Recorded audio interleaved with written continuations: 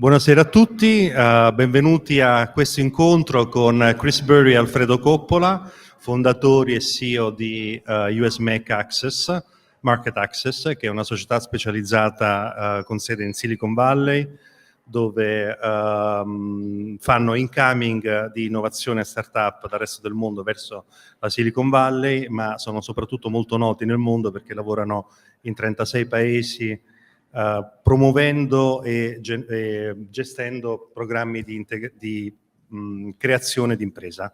Lavorano in Asia, lavorano in Africa, lavorano nel Middle East, in Europa e in America Latina. Hanno un'esperienza in Giappone, che è sempre un paese a parte. E oggi siamo qui per parlare di web3, di cui tutti parlano oggi. Abbiamo l'occasione di parlarne con Chris e Alfredo per due motivi essenzialmente. Innanzitutto perché stanno concentrando da 1 anno e mezzo, osservando il fenomeno, e stanno lavorando con imprese e startup che stanno lavorando in questo settore.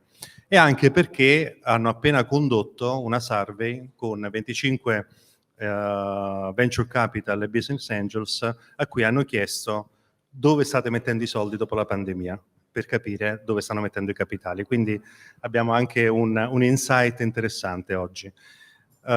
Tutto l'incontro, che durerà 1 ora, è registrato e da domani sarà disponibile su matixtv.com.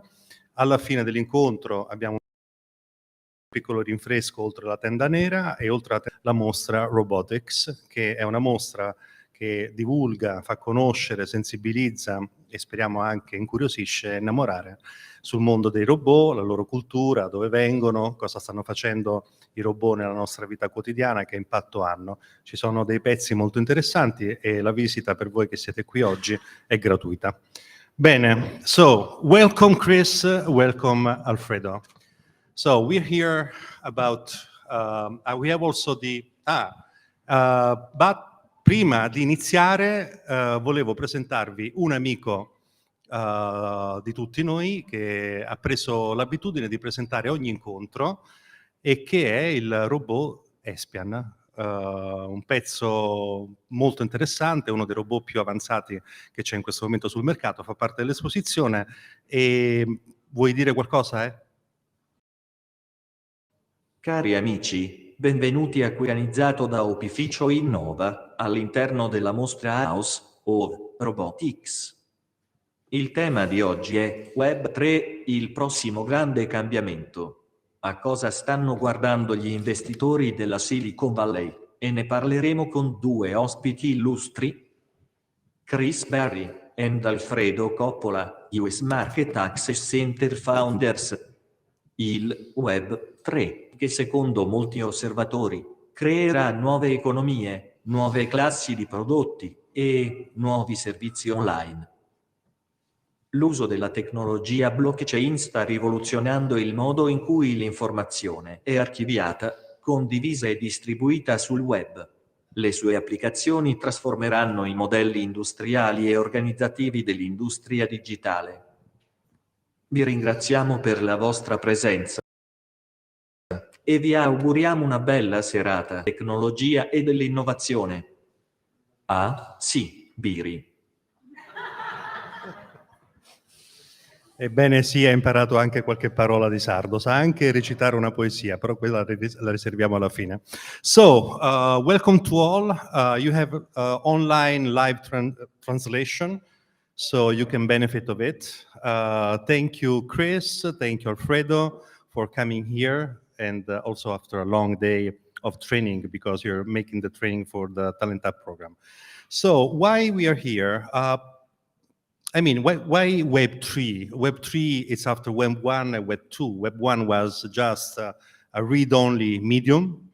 You have web pages and the masses just read it.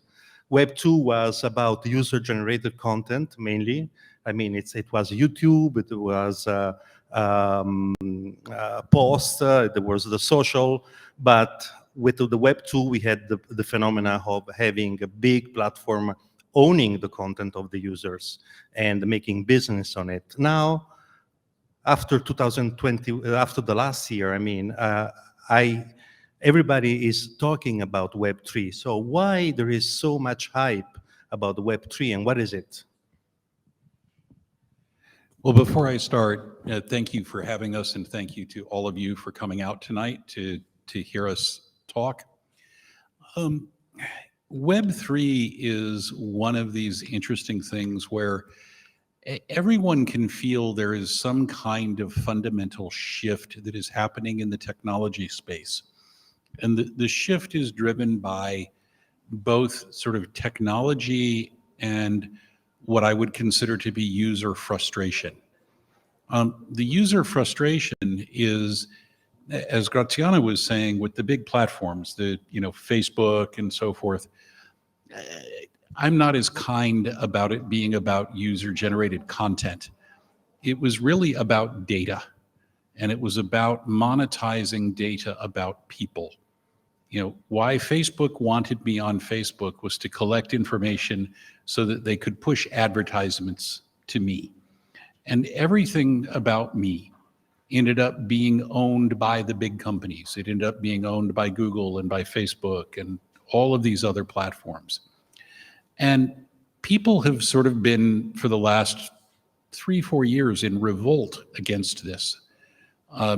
You've actually seen Europe take a leadership position with GDPR in terms of sort of forcing organizations to say, I'm actually going to tell you what data we're collecting, and I'm actually going to tell you what we're going to do with it, and I'm going to have to ask you if. Web3 is in part about giving users control back over their own data. That primarily through blockchain technology, but some other things going on too, I can actually ultimately be able to decide, do I want to share the data about me with other organizations? And if someone wants to use my data to market to me, I can say, that's great, but you have to pay me. You have to give me money. It's not you get to market me and I get nothing but ads, right? So there's that shift that's going on. And most of the big shifts, if you think about all of the big shifts in technology, in the technology industry going back to the 1940s, is enabling technologies that enable new things to happen. The transistor, the microprocessor, the internet, GPS. And the real fundamental driver that, from my perspective, and I think most people, is the driver of Web3 is blockchain. Because blockchain allows you to secure information about yourself, and you have the ability to decide with whom you're sharing that information. And so, what we're really wanting to see with Web3 is, there's all of these different enablers, but the core fundamental enabler for Web3 is blockchain. And if you think about the other things that get sort of mushed in with Web3, like the metaverse, and we'll talk more about that later, technologies for the metaverse is blockchain as well. So it is one of these really fundamental shifts, and nobody knows exactly where it ends up. Nobody knows exactly when we get there. No one knows exactly what it will look like. But the last big shift was Web 1 to Web 2 in the 2003 era. Trillions of dollars were made in that shift, and trillions of dollars are going to get made in the Web 2 to Web 3 shift. We just don't know yet who the winners are. You talked about blockchain. Can you explain a little bit more what this technology is about, and which are the main applications that the industries are looking on blockchain? So the simplest way to understand blockchain is, in previous iterations, you would have a database, and we would store information in the database, and it was centralized, and there were access controls, and you would decide who could get access to the information, and there was a central permissioning control authority. What blockchain is that information is stored in what they call blocks, which is just literally, it's a bundle of information. But that bundle of information is encrypted. And if it's my information, I control the encryption. I control who it is that gets to use it, how they get to use it. And so that's why it's called block. But then chain is because if I write the next record, so, Alfredo had stored some information. Now I'm going to store some information. The first thing I do is I run and I'm going to get technical on you for a moment. I run what's called a hash algorithm. For the programmers here, you know what I mean. But it's basically, I analyze Alfredo's data, put it through a program, and it comes up with a number, very long number. And any time you can go back and check that hash number against the data that Alfredo stored. And if anything has been changed, that hash is going to come up with a different number. And it's my job as the next block in the chain to store the hash number for Alfredo's information. And then the person, Graziano, writes something after me. He hashes my data. So you can actually trace the security of the data all the way back through the chain to the beginning. So that's the first characteristic. The second characteristic is that it is stored everywhere. In Web 2, the data is stored on a central server somewhere. In Web 3, that information is stored almost everywhere. Anyone who participates in the blockchain has access to all of the data on the chain. So there's no central entity that controls it.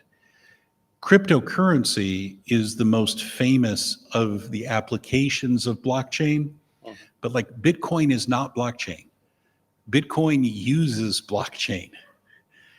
And so you have these cryptocurrencies, which are basically digital currencies secured by blockchain.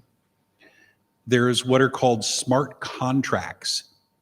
So if Alfredo wants to sell me a car, what I used to have to do is go to some government agency, and I'd have to make sure, Alfredo would give me a physical piece of paper that proves I own the car, and I can check with the government agency, yes, this is a real thing. And then when the ownership gets transferred to me, then we have to tell the government agency, and I get a new title and all of this. So there's always a third party in the transaction to make sure that there's trust. With blockchain, Alfredo could say, here's the block that has the title to the car.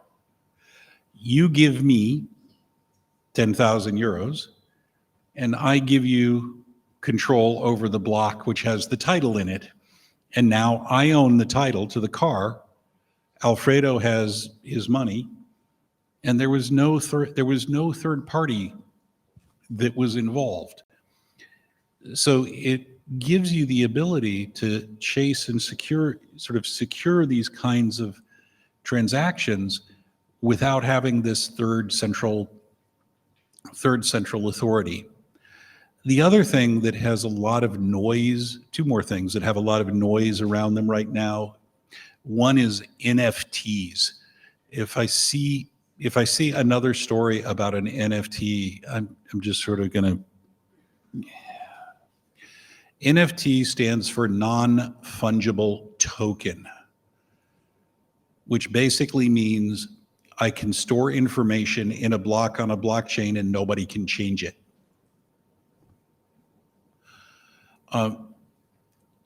It's the kind of thing of like, I could create a piece of digital art and I can store the bits for that digital art in a blockchain and it's secured.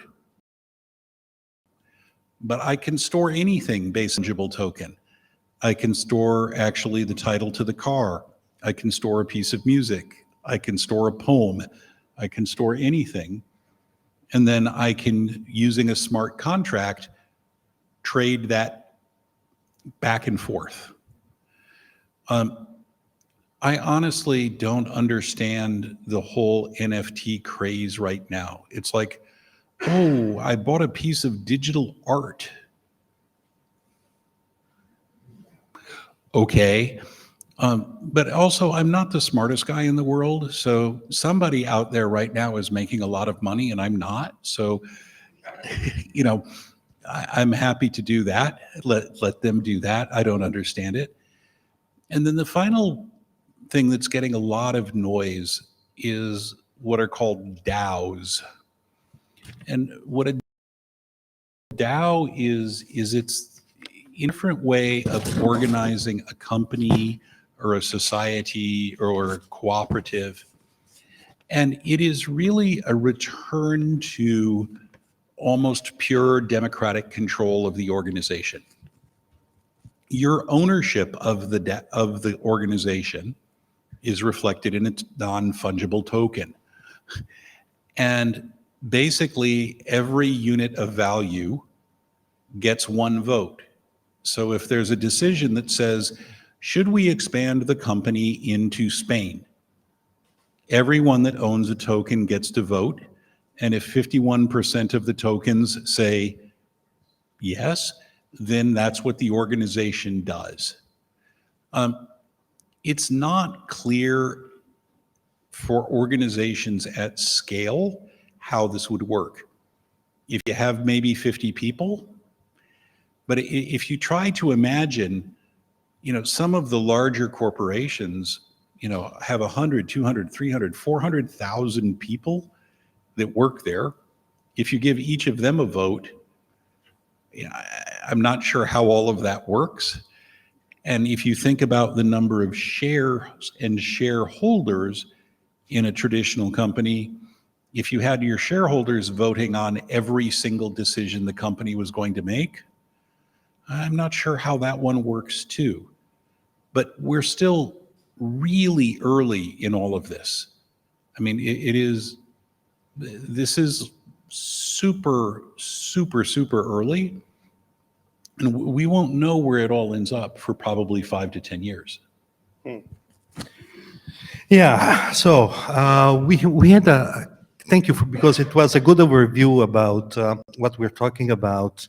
And still, I'm curious about why people, companies and investors are putting so much money on these new technologies and application made with the blockchain technology. I mean, I'm thinking about virtual reality and augmented reality applied to virtual environments like the metaverse, which is finally not it's just a virtual environment, but where everything is digital, and so can be every object can be transacted with blockchain technology. So there are a lot of implications of what you were saying.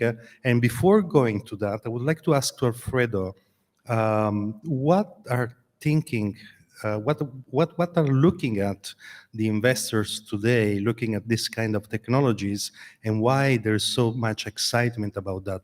You did a survey in Silicon Valley. Can you ask to the business community, and which were the findings? Sì, grazie Graziano. E vorrei ringraziare prima di tutto tutti gli organizzatori di Officina Innova, and also the pleasure of working with these wonderful startups. I don't know what we're going to do when we leave. In any case, why did we do the survey? So every 6 months, our organization, we have to ask the market what it is they're investing in. And the reason we do this is that we bring approximately 200 startups around the world every year through our program. And obviously we have a selection committee of who gets to participate in the programs, and we want the selection committee to be making their decisions based on the demands of the market. So the study was done, it's very hot. I have the numbers in front of me. It's not just with venture capitalists. We actually ask angel investors, we ask corporate investors. And in case you don't know, there are more than 400 multinational corporate investors in Silicon Valley. So as an example, Deutsche Bank from Germany has an innovation office in Silicon Valley. And if you want to do business with Deutsche Bank, you don't need to go to Germany. In fact, you go to the innovation officer in Silicon Valley, and you will have a meeting much faster. So as you can imagine, their voice really counts. And we have relationships with approximately 80 of the top venture capitalists in Silicon Valley. So the study was done with a cross-section, a representation of angel investors, corporate investors, and venture capitalists, and we have the final results. So that's right behind us. Yes. So as you can see, as far as sectors like technologies, you can see the areas that are of the highest interest. If you don't see a technology listed there, it means that it's not hot right now. But the area around the dotted line are the areas that are most interesting to investors right now. As you can see, the metaverse and anything related to virtual reality and augmented reality is number 2, but of course, artificial intelligence ties into many of these things. It's really fascinating. One of our advisors that helps many of the startups we work with, his background has been in fashion technology, and I know you can relate to it in Italy, fashion being one of the main industry sectors. Right now, he's getting paid high 6 figures, right? Più di $500,000, but from big brands to design clothing for avatars in the metaverse. And as his own angel investor fund to invest in startups who are designing clothing for avatars in the metaverse. This may seem something ridiculous, but it's true. And each of these new designs for jackets that your avatar would be wearing could sell for $80 to $500 for something you will never physically touch. And that's an example of the crazy things that are going on. And it's, as Chris said, it's very early days. So if we go to specific vertical markets, we can go to the next slide. You can see there's a long list of vertical markets, and the areas that are highlighted by the dotted line are the areas that most investors are interested in. There's no surprise. The number 1 is anything related to e-commerce and retail. The pandemic, of course, made it super important, more than we could ever have imagined. You should have seen what this survey was like 2 years ago. It was very different. No one really could predict where the trends would be exploding. So we're actually very excited about this. And it was nice to see that many of the talent uppers from this cohort are operating in some of these sectors. So we wish them all very good luck. I was looking at the list, Alfredo. It's really interesting because behind the lines we can see the effect of the pandemia by sure on e-commerce and enterprise software because of the smart working, of the shift of the way we work, and e-commerce, the way we buy. And we see also, which was before the pandemic, the big number 1 on the agenda, the environment, on a clean tech, environmental solution, renewable energy at the second place, and agri-tech, food tech, nutrition. And edutech also is something really well placed because there is this phenomena of going on the internet for training yourself. What is that linked to? Yeah, so I think what we saw is a real revolution in the way we educate ourselves, but also the way schools are educating their students. And that's extending to the business world. We're making very smart decisions on whether we are going to fly to have a face-to-face meeting or whether some of those meetings can be done online. So I think there are some big winners that have come out of that, and also some other aspects of the commercial sector that are not doing so well and need to reinvent themselves. But right now, if I look at the advisors who we have in the educational technology sector, they have never been busier. And we've had to expand our team accordingly in this area. Yeah. Absolutely, yeah. Okay.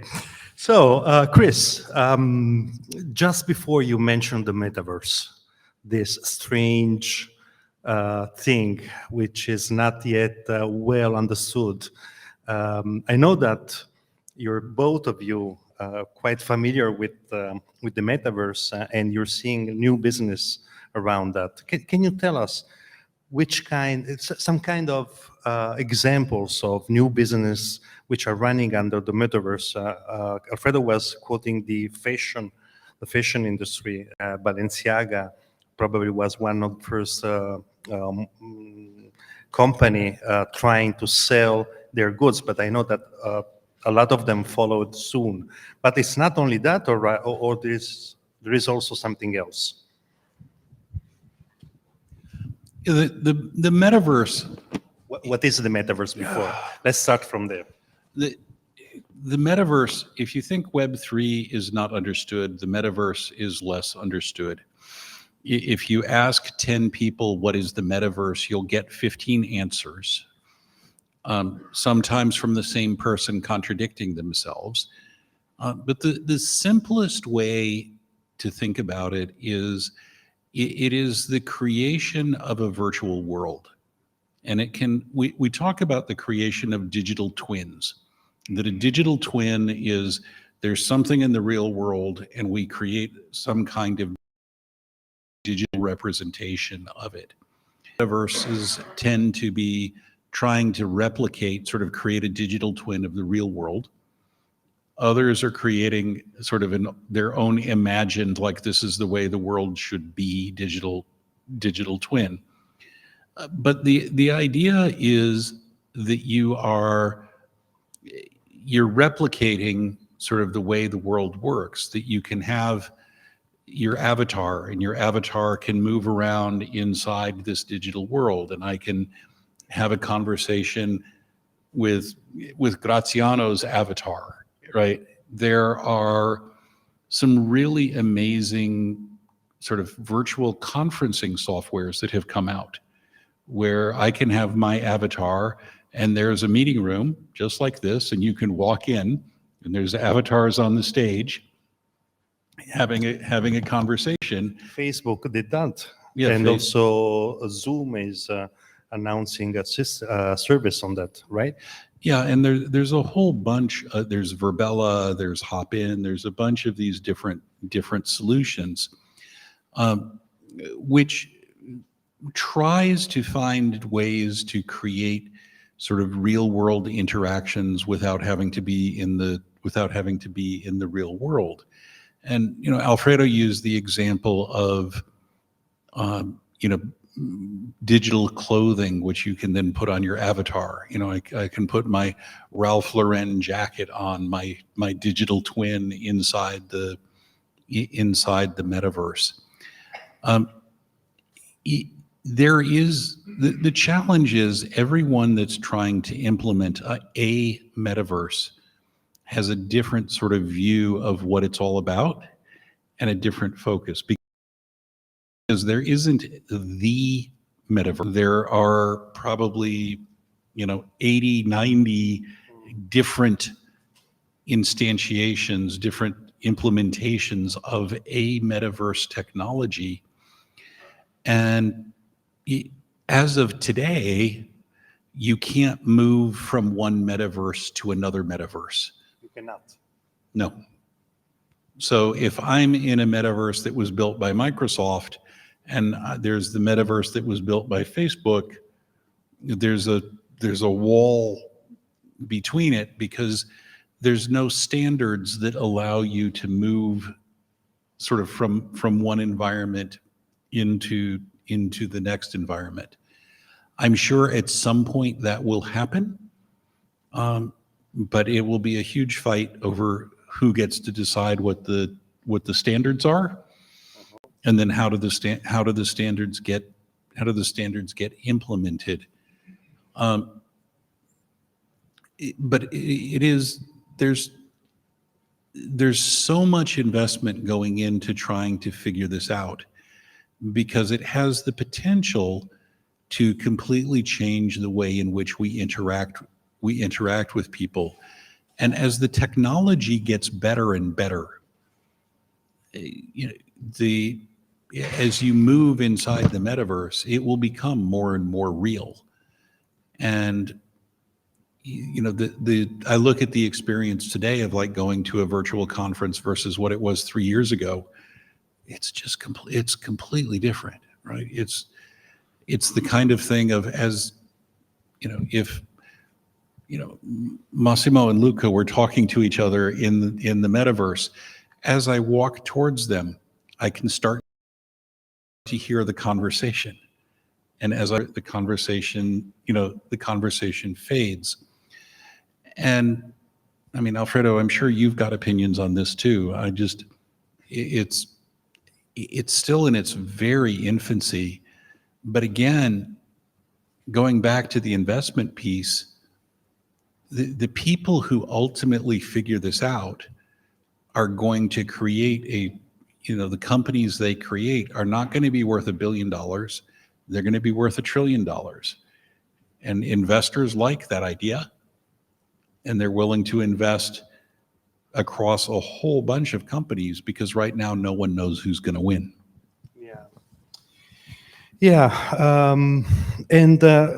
You were thinking about Alfredo because you were thinking about his passion for augmented and virtual reality. Alfredo is a big user of that, and about the gaming industry, number 4 in the vertical sectors, investing in virtual reality, metaverse, and all these technologies. Why don't you tell you about your personal experience and the thoughts that come from your personal experience as a businessman? Yeah, so I have to give a lot of credit to the pandemic, and this is one of the positive things that came out of the pandemic, because schools, you know, had to be closed, so students were learning at home, and because they were at home, they could not play sports with their friends. So it was the perfect opportunity for Facebook's Oculus platform to actually get critical mass. You know that virtual reality has not been around just for 2 years. It's been around for more than 20 years, but it has not been at an affordable price where you could have it in the home. So I invested in 2 units right at the height of the pandemic, one for business reasons and one for my son, who is 17 years old. And I started investigating, was using this game called Ready Player One. Sorry, that's the name of the movie. It's called Population One. And it was inspired by, what's it called? That game that's just on 3D, Fortnite. Yeah. So inspired by that game, but of course it's all in virtual reality. And it's a multiplayer game. You form a team and you go out and hunt other teams. But for me, the experience was I saw so many advertising opportunities that were not obvious, right? You can't just put banner ads on the billboards. You cannot just put logos on cars and on trucks. There are new ways for audiences to interact. Why Facebook got into this in the first place is because they own 90 million social media accounts, more than 90 million social media accounts, certainly among old people like me, right?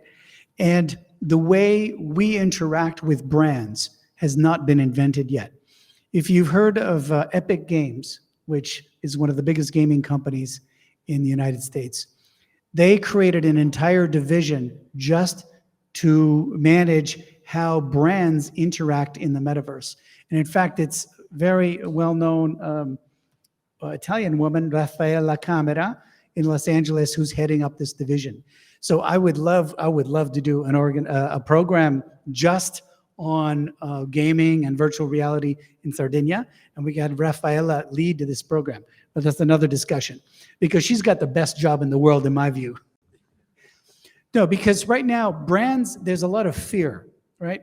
If you look at Ralph Lauren, they were the first to invest, I believe it was $15 million on something just for little children in Korea. Korea is actually one of the leaders in metaverse platforms, but this where Ralph Lauren was designing clothes, cartoon clothes for children. Yeah, and that was about 2 years ago, right? So everybody's watching, in the fashion world, everyone's watching what Ralph Lauren is doing. But anyway, I digress. If I look at Population One is one example. There are also games like Dance Central that are mimicking what it's like to go to a nightclub, right? When I was in my 20s, of course, I would go to a lot of nightclubs. But as I am now in my 60s, I don't do that anymore. But I can do it in virtual reality. And the way we interact with brands in a nightclub is going to be how we simulate that. The way that people are making friends, right? And this was all, again, because children were forced to stay home and they could not play sports with their friends. So now they've created a new way of socializing. Now, us as parents, we need to be very careful, right? We always need to be careful as parents of how we manage this. But new ways of social interaction are being created and have been created thanks to the results of the pandemic.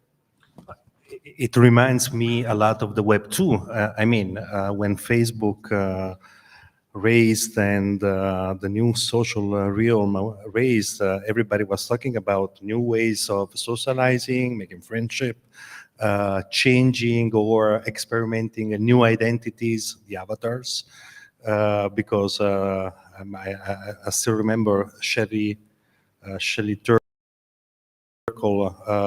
Life on the Screen, I remember something like that, of the 90s. So it's not something new, but you see that there is something special on, there's a new kind of experience which can change some business models. So gaming, by sure,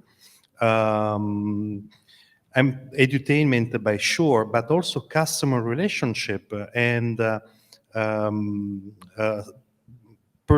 one-to-one personal services, by sure. I'm thinking about banking, fintech, creating environment for welcoming the customer, giving help instead of over the phone on a virtual environment.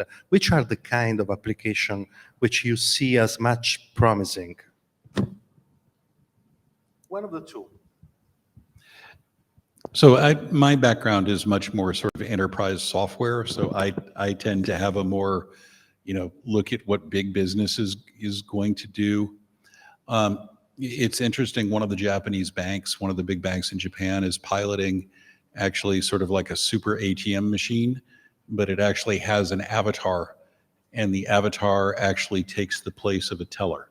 So it's no longer a physical person, but you can do all of the kinds of interactions that you could do, do with a teller. I'm actually, though, from a business standpoint, business technology, much more interested in what they call augmented reality as opposed to virtual reality. And augmented reality is sort of the intersection of the virtual and the physical. So the idea would be like you wear a pair of glasses, and as I'm walking down the street in a shop window, and the glasses would detect that it's a Ralph Lauren jacket and it's on sale for, whatever, if I go into the store right now and buy it.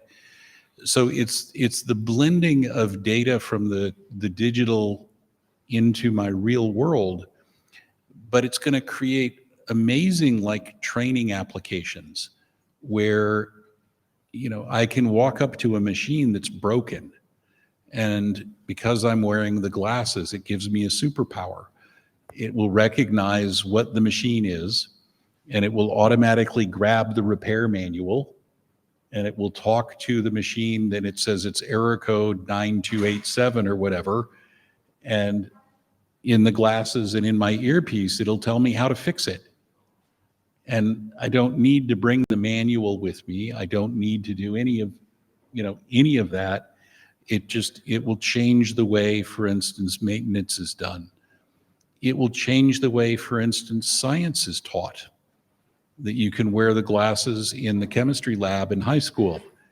And if you're about to mix two chemicals together that you shouldn't, it'll tell you, or, you know, it'll say, no, the measuring's not right. You need to add more or add less. I think we're just at the very tip of how augmented reality is going to change sort of the way we maneuver in the world. And I think VR is going to have all kinds of implementations, but I think where you're going to see businesses get really excited is it's around the augmented reality, much faster virtual reality. Yeah, also because virtual reality is really on the edge, something which is still confusing. But let's take the same question from another point of view. You're meeting thousands of startups around the world. What are your what did you notice? Is there a change in the startup business ideas? Is there anything that you could tell us that could be inspiring to this, let's say, founders of the future?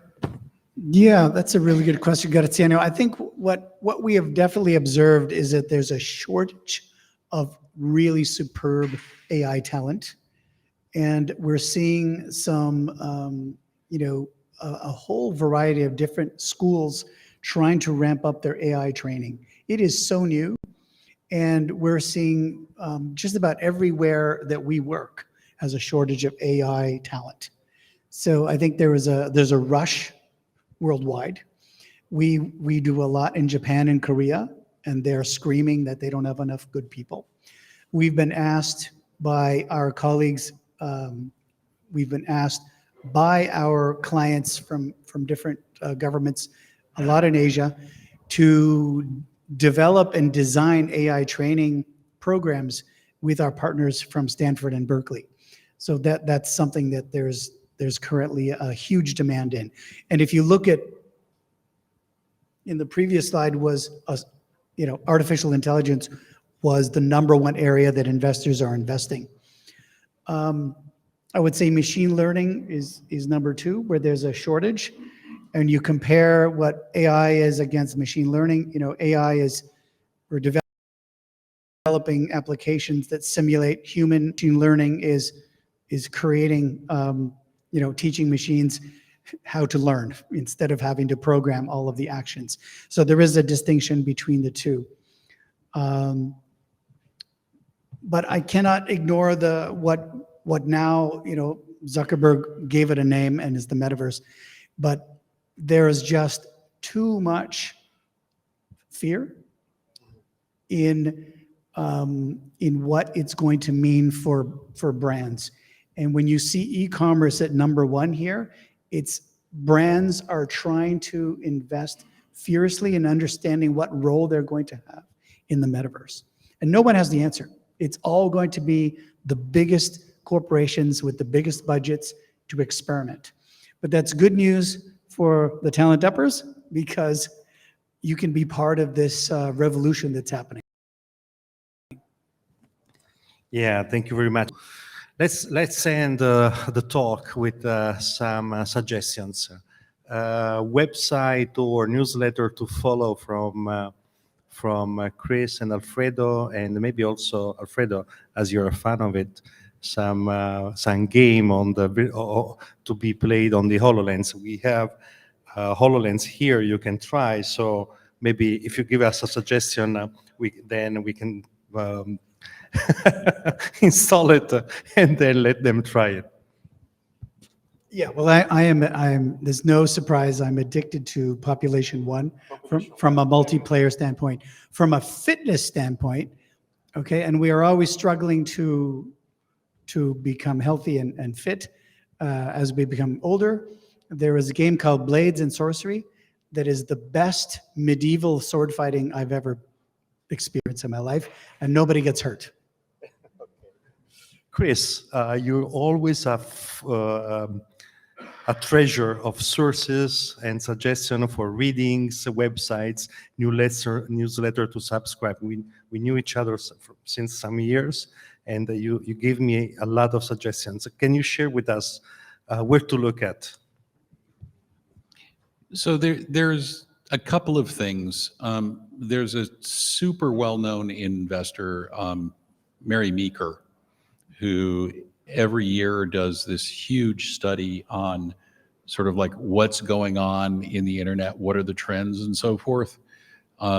It's released typically at the Recode conference, and it's about 200 pages of PowerPoint, but it's the most definitive research work in any given year on like big picture. This is what's going on. This is where money is being invested and so forth. That's one of the things that when it pops up in my mailbox, I'm like, okay, I stop what I'm doing and I read it. Can you repeat the name of?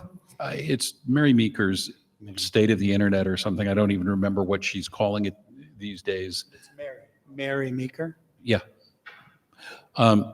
And that's one. And then both Andreessen Horowitz and Greylock are publishing a lot of really good information. They have both podcasts and newsletters and stuff. I'm actually more a fan of the Greylock stuff than I am of the Andreessen, but that's not to say that what the Andreessen team is putting out is bad. I like the style of writing more that the Greylock, the Greylock team is doing. And there's a book that's really interesting that was written by Reid Hoffman and Chris Ye that's called The Startup of You. And The Startup of You is a really, really good book, I think, for young people to think about how they actively manage and form their career, how they think about how they're going to go about going through the world. And I just really impressed with the book, really impressed with the thinking. I don't agree with everything, but it's incredibly thoughtful. And I think it's going to be really important from an education standpoint around the world.